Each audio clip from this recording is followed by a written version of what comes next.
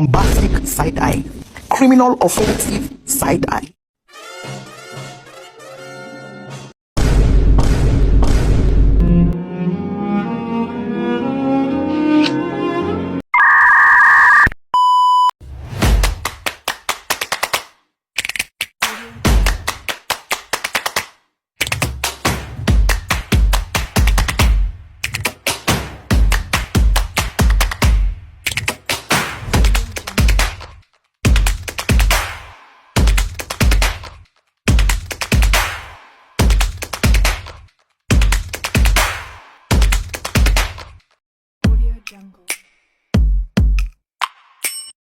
Assalamualaikum warahmatullahi wabarakatuh. Perkenalkan, nama saya Suci Audana Sution dengan NIM 2510278 dari Prodi Kesehatan Masyarakat. Selanjutnya, saya akan menjelaskan rekayasa tauhid di bidang industri yang ada di Indonesia. Indonesia sendiri telah menerapkan prinsip tauhid dalam industri halal dengan memastikan keuntungan dunia tetapi tidak mengabaikan aspek akhirat, keselamatan manusia dan lingkungan. Lalu ada sertifikasi halal yang diatur oleh pemerintah dan lembaga resmi untuk memastikan produk tersebut halal sesuai syariat. Contoh lainnya, Bank Syariah. Bank Syariah ini telah menjalankan kegiatannya dalam prinsip tauhid. Bank Syariah ini dia tidak memakai sistem bunga, tetapi dia menggunakan sistem bagi hasil yang adil antara bank dan nasabahnya. Juga dia tidak terlibat dalam riba, penipuan, dan semua hal yang dilarang oleh agama.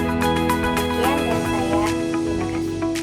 Assalamualaikum warahmatullahi wabarakatuh. Sebelumnya perkenalkan, aku Jessica Nastasi akan menjelaskan tentang rekayasa tauhid. Rekayasa tauhid merujuk pada upaya dan strategi untuk menanamkan, mengembangkan, dan menjaga keyakinan tauhid. Kalau diuraikan, rekayasa dan tauhid. Rekayasa artinya merancang, mengatur, atau mengerjakan sesuatu dengan metode tertentu. Sedangkan tauhid artinya mengesahkan Allah serta inti dari ajaran Islam. Rekayasa tauhid dapat diamalkan di berbagai aspek kehidupan, seperti pendidikan, teknologi, bahkan industri. Nah, kami akan mengangkat rekayasa tauhid di bidang industri. Rekayasa tauhid di bidang industri dapat diartikan sebagai nilai keesaan Allah atau tauhid yang dijadikan fondasi, arah, dan etika dalam membangun industri. Kalau simpelnya itu kayak Allah sebagai pusat orientasi dan kita hambanya harus bisa mengelola industri dengan halal, adil, beretika, harus tetap menjaga lingkungan dan memberi manfaat yang luas. Jadi rekayasa tauhid dapat dimaknai sebagai usaha secara sadar, terencana, dan terstruktur untuk memastikan bahwa prinsip tauhid tidak hanya dipahami tetapi dapat diamalkan di berbagai aspek. Assalamualaikum warahmatullahi wabarakatuh. Jadi di sini saya akan menjelaskan mengenai contoh-contoh rekayasa tauhid dalam bidang industri. Jadi yang pertama itu adalah industri halal. Bisa berupa makanan, minuman, bahan-bahan, dan lain sebagainya. Jadi segala proses pembuatannya itu diawasi agar halal dan thayyib. Itu dari proses pembuatannya, proses pengemasannya, dan lain sebagainya. Yang kedua adalah industri energi, khususnya energi terbarukan yang tidak merusak alam. Jadi pemanfaatan energi surya, angin, air dilakukan dengan prinsip yang tidak merusak alam. Yang ketiga adalah industri tekstil dan fashion. Jadi para pembuat pakaian, para perusahaan-perusahaan pakaian diarahkan untuk membuat pakaian-pakaian yang syar'i, pakaian-pakaian yang menutup aurat dan tidak memicu syahwat laki-laki. Dan yang terakhir adalah industri teknologi. Jadi pembuatan teknologi dan sebagainya harus dibuat atas tujuan untuk kemaslahatan umat, bukan untuk hal-hal yang bersifat mudarat. Misal, contoh teknologi kesehatan yang murah, teknologi komunikasi yang tidak merusak akhlak manusia. Assalamualaikum warahmatullahi wabarakatuh. Halo semuanya, kenalin aku Nihayatul Zin.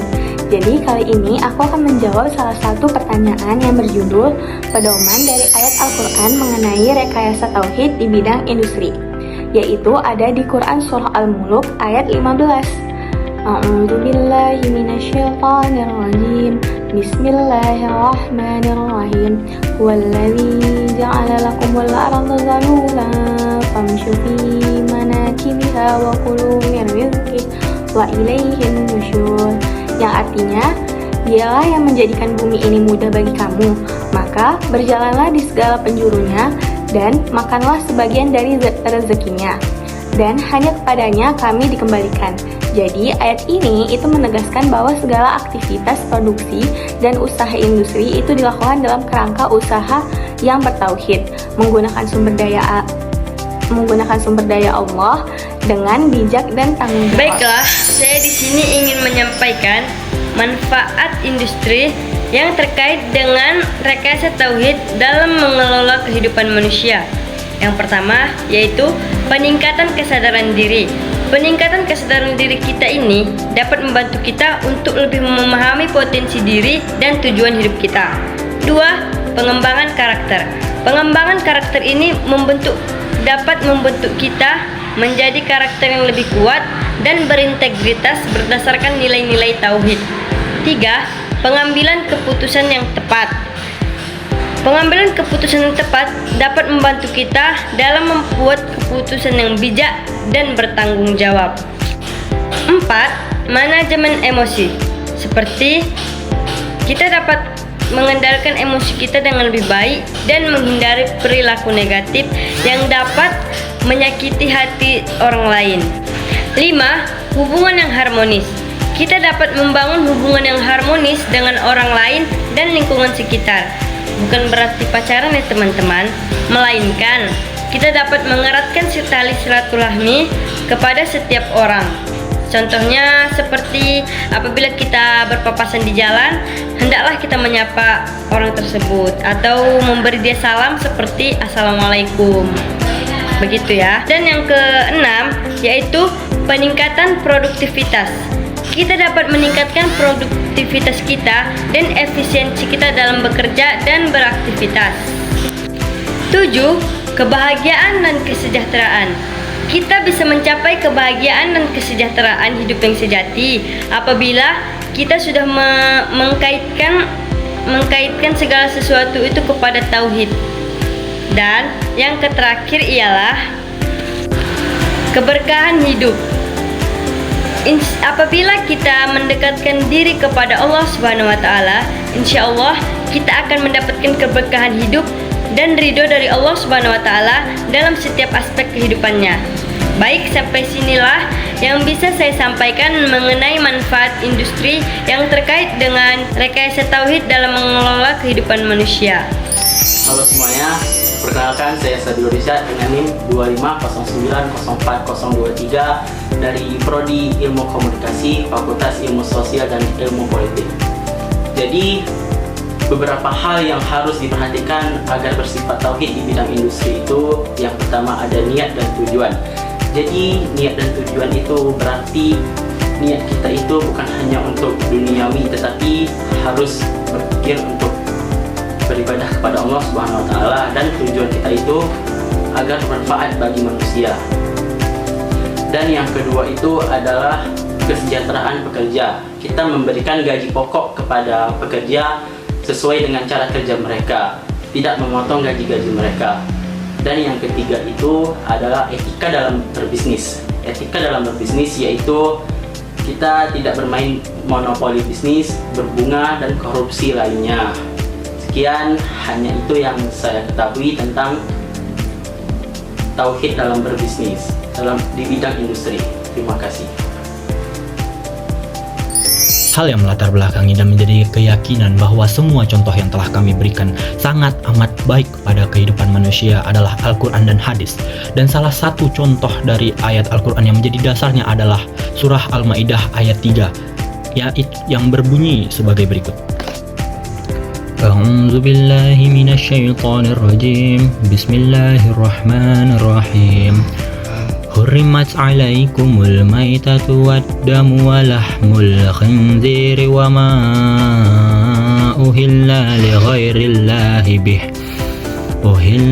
ghairillahi bihi wal munkhaniqatu wal mawquzatul mautaraddiyatu wan natihatu wa ma akalas sab'u illa ma zakaitum وما ذبح على النصب وأن تستقسموا بالأزلام ذلكم فسق اليوم يئس الذين كفروا من دينكم فلا تخشوهم واخشون اليوم أكملت لكم دينكم وأتممت عليكم نعمتي ورضيت لكم الإسلام دينا فمن اضطر في مخمصة غير متجانف لإثم فإن الله غفور رحيم, yang artinya diharamkan bagimu memakan bangkai, darah, daging babi, dan daging hewan yang disembelih bukan atas nama Allah, yang tercekik, yang dipukul, yang jatuh, yang ditanduk, dan yang diterkam binatang buas, kecuali kamu sempat menyembelihnya. Diharamkan pula apa yang disembelih untuk berhala. Demikian pula mengundi nasib dengan azlam atau anak panah karena suatu perbuatan fasik. Pada hari ini orang-orang kafir telah putus asa untuk mengalahkan agamamu. Oleh sebab itu janganlah kamu takut kepada mereka, tetapi takutlah kepadaku. Pada hari ini telah aku sempurnakan agamamu untukmu, dan telah aku cukupkan nikmatku bagimu, dan telah aku ridhoi Islam sebagai agamamu. Maka siapa yang terpaksa karena lapar bukan karena ingin berbuat dosa, sesungguhnya Allah Maha Pengampun lagi Maha Penyayang. Dan salah satu makna dari ayat tersebut adalah Allah telah menyempurnakan agama Islam dan telah meridhoinya. Dari makna tersebut